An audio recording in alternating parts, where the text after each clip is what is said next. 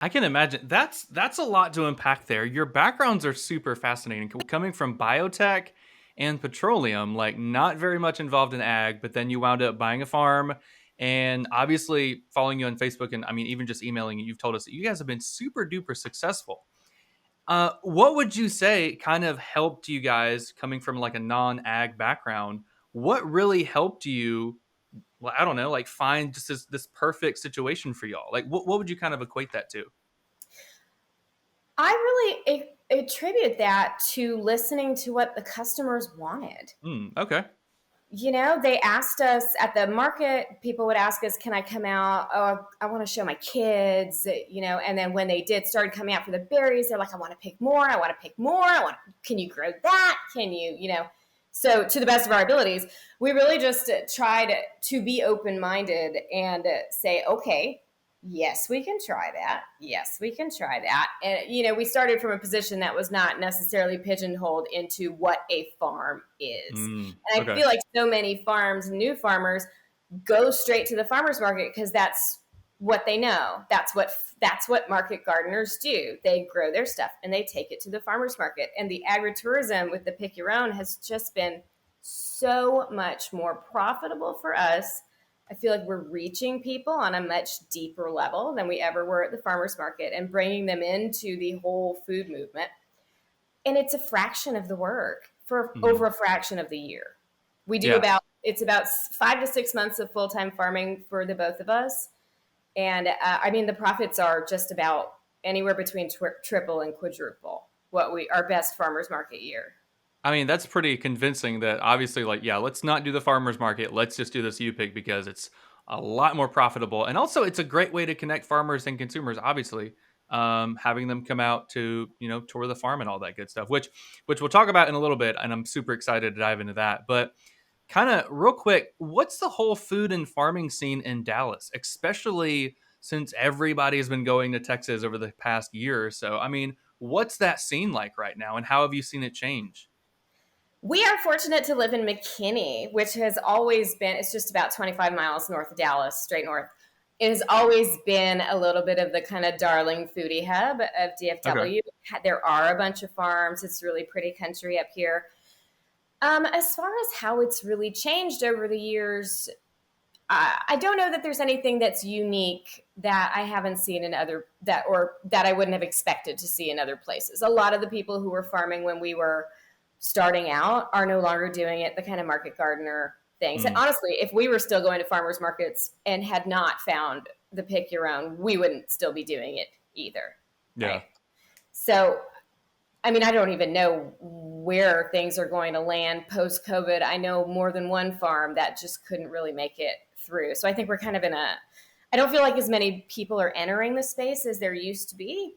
Mhm. That's another thing that I think the U-Pick model can really help with. It's much quicker to get profitable and it's a much lower cost to entry. I feel like those kinds of things can really help get new farmers involved. I don't feel like we have the momentum that we did, say, 10 years ago. Right, that makes sense. And you kinda brought up COVID there. So what year did y'all start the U-Pick? 2018, 19, 20, 21, 22, 2018. Okay, 2018. So a few years pre-COVID, and I mean, COVID happened 2020. I mean, still quote unquote kind of ongoing now.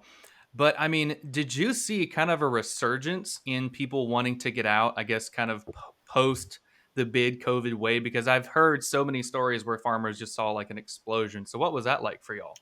Explosion. Really? Okay. 2020, the thing that really helped us is that it happened to be a good growing season.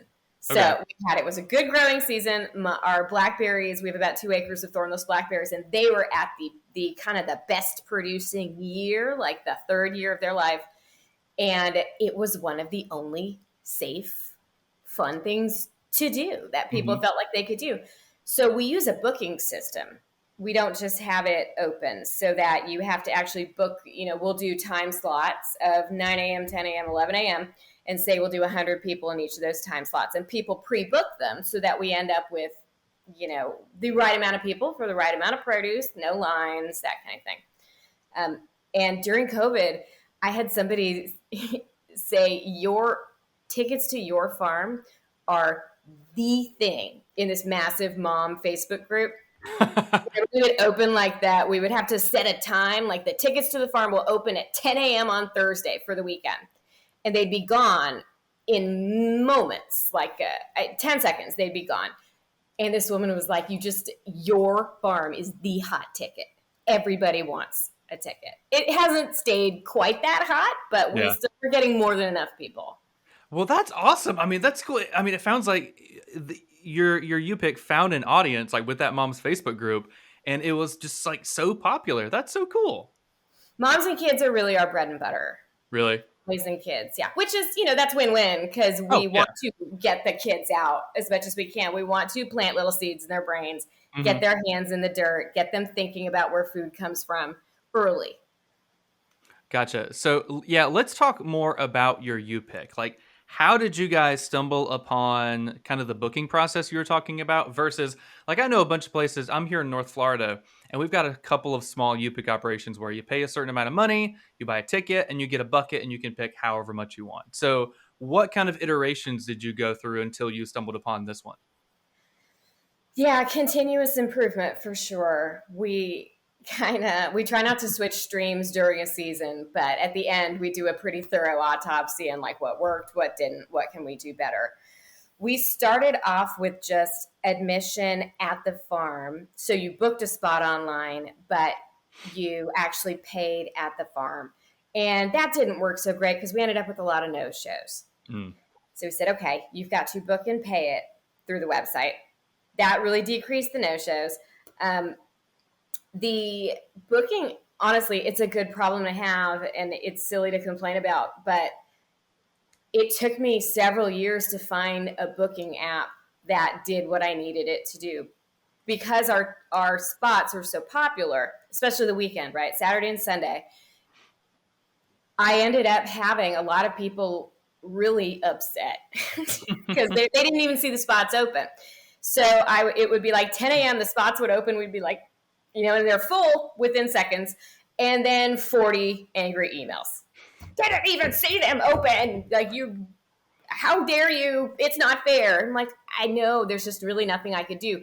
So finding a booking app that allowed us to set an automatic time for them to open, allowed us to start wait lists, that kind of stuff is just more expensive. But it's well worth it for us. Really, the booking thing, I mean, I can't speak highly enough about it. I'll tell you the reason that we first went towards it in the first place. There is another pick your own farm, and it's just a berry farm not far away. And coincidentally, they opened the same year that we did. And we did not plan on any kind of booking stuff, but their season, they grow strawberries. Their season is about in April, and we open for our season towards the end of May. So we were like, oh, good, we can kind of watch, see what happens up there. And what happened was people are absolutely rabid for strawberry picking. I don't know how it is where you are, but in North Texas, strawberry picking, my God, if you can grow them, it just prints money. If you can grow them, we can't. We've tried several times. But they would have a line of cars, hundreds of cars long, to the point where they would have to shut the gate, like in the middle of the car line of people who started lining up an hour before they were allowed to line up. And then everybody gets their buckets and they're running through the field and, there's pushing and shoving. And we were just like this, and thousands of people, right? It is mass chaos. A melee. And Dad and I were just like, oh no, we can't do that. That's not how we operate. So we went the polar opposite direction, which takes time and effort, but we manage, like, I print a list of the people who are coming and we check them in by name now. Here you go. It's not as cumbersome as it seems when you're only dealing with, 200 to 300 people a day. And I have a fantastic gal who functions as our greeter. It's really not as cumbersome as it seems. It's worth it for the guest as well, because they want to know they have a spot. They want to know that there's going to be stuff there when they get there to pick. Right? Oh, yeah. I mean, you don't want to buy tickets, do all the scheduling, and then get there and there's nothing to pick. I mean, that would be not fun at all. Much less do you want to put your 2-year-old and your 4-year-old in the car, drive an hour to a farm, and not even be able to get in. No, yeah, very true.